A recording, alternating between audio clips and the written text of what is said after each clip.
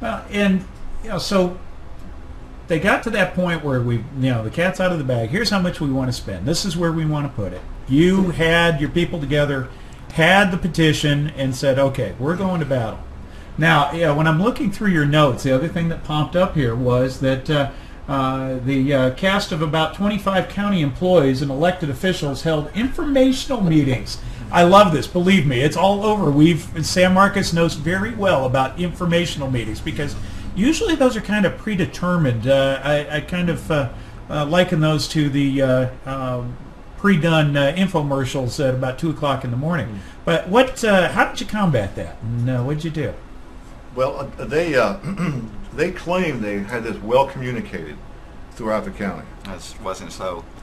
But it was well communicated to friendly organizations, the Chamber of Commerce, maybe the Noon Lions or the Evening Lions or the Eagles or whatever. But the average person never got anything. There were no mails or anything. And like I said, I remember the date, August 11th, reading the newspaper. It was the $400 a square foot building. And I actually went to county commissioners and spoke during citizens communications and said, this is really troubling. Never in the history of Comal County, at least for the last 15 years, have we voted on any bond issue. They did them all with certificate of obligation. The same is true in the city of New Braunfels. So I made the pitch. I said, this is so big. The budget for Comal County is $51 million. This annual operating budget, this thing is $36 million. Yeah. Don't you think that you should ask the people how much debt they want to be saddled with? And they said, thank you very much. We speak for the people. Is that That's it? right. Yeah, and we've heard that as well. That seems to be a common theme. Well, and this whole thing then became an issue of communication. It did. They were attempting to communicate why they wanted this building, and they were calling it 36 million. We found out it was 75. So then we began to communicate, what are you going to spend 75 million on? Where are you going to put this? You're going to put this building on a 3/4 acre lot in downtown New Braunfels? How's that good for anybody? And as we started asking questions, they attempted to answer those, and they just couldn't. And we communicated through the newspaper. We did robocalls. We did a roving tea party. We did all kinds of things. Oh, I printed silkscreen. Michael, I guess we have these signs around the studio. Michael is every time a campaign comes up, this guy prints signs. And it's amazing how many campaigns, if you can just get a sense of how many campaigns this guy has produced signs for. Talk about the school bonds. It's just unreal. So, and for those of you that are active out there and you want some local sign making, Comal County is just across the border, and we'll gladly put a plug in. No, that's no problem. Well, So- but the point is, you've got to communicate in every way possible. The days of just putting up a sign are gone. It has to be signs, phone calls, newspaper ads, personal touch, door to door. All of that stuff has to come together. Otherwise, the other side will out-communicate you Right. on your dime. Yeah, Now- but one of the things we found, and I'll say this, that the local newspaper, the Herald Zeitung, was very good about covering all this stuff, and they called me a number of times for interviews. I wrote letters to the editors and was on the radio. Doug and I were on the radio show in a debate with the proponents of the thing. So we actually started to get really good coverage, and because it was so much money, the issue was fairly easily elevated. Now, you also brought in some outside help. You had Peggy Venable from Americans for Prosperity. Right. Yes. And was this Peggy here on this one picture, or this was... That's her right That's there. That's her what I office. thought. Okay. That's her office. So you yes. got with And her, and... what we did is contacted her, and she had already helped us once before on the tax rollback. And she had sent me to a number of conferences on learning grassroots communications and activism and all that kind of stuff. So it was a natural for me to pick up the phone and say, hey, we got a problem, we need some help. She said, come on down. So we went and sat and visited with her and her assistant. And from that meeting, Wade was sitting there. Now Wade's a musician and a songwriter, and he came out with this concept of, hey, you're going to drop a debt bomb on the public. That was something I liked the way it went. Actually, Doug was, I think you were talking about an old commercial that you'd seen that had a big nuclear explosion. Right. And when I got that, I said, debt bomb. So we'd been sitting there for about 20, 25 minutes trying to come up with something that was going to be kind of catchy. So that's what we ended up and how we ended up with that.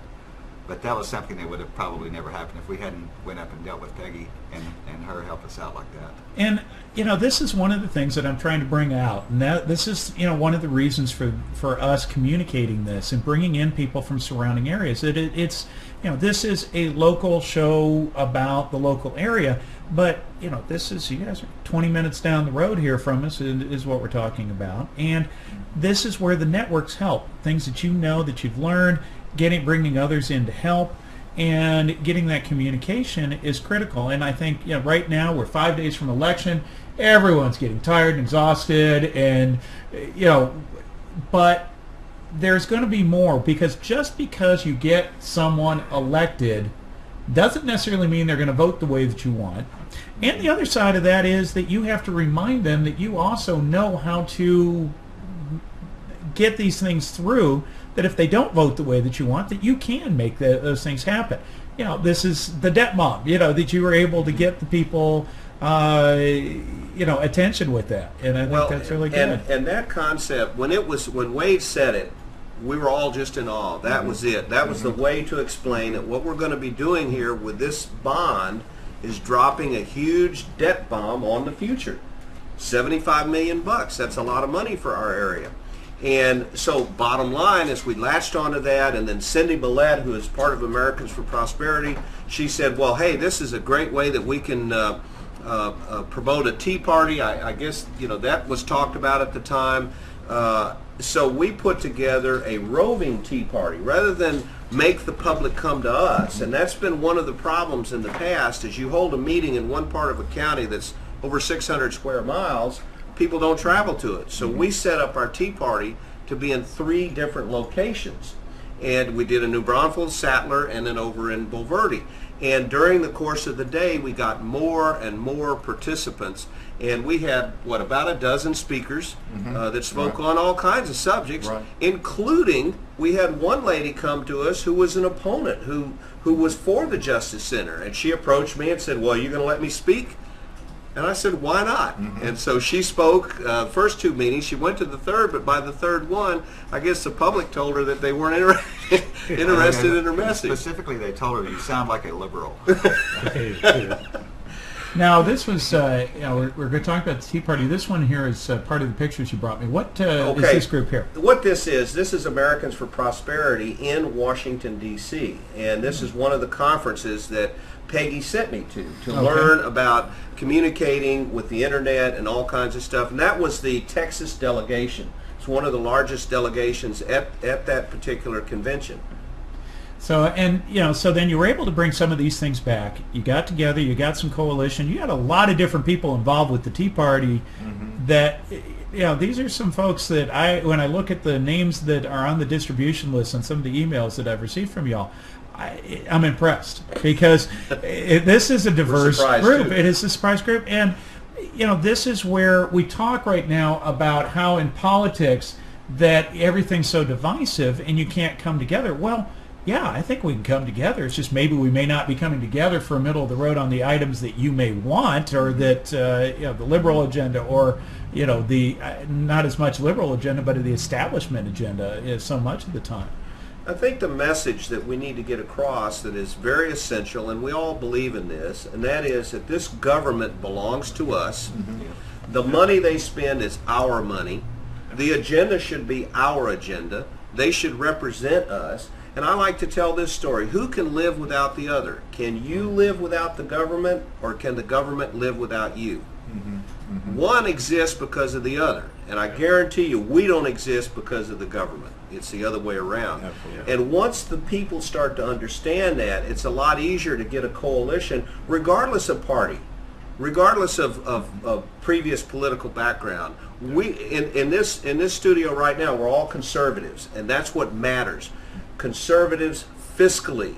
We're not interested in all these other labels and stuff. We just want our money to be saved, to be spent wisely. Well, and not just my money, but my children's money and my That's right, grandchildren's of course. money, and that's what's real important. And we're so